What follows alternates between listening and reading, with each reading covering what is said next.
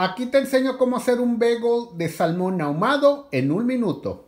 Cortar el bagel a la mitad y ponerlo a tostar. Agregarle queso crema a las 2 piezas. Agregarle salmón ahumado al gusto. Tomate. Cebolla. Poquita sal y pimienta negra al gusto.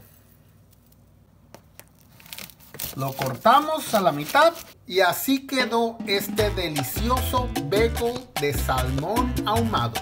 Anímate a hacerte este delicioso desayuno y ya sabes que aquí nos vemos en el siguiente video de Recetas en 1 minuto.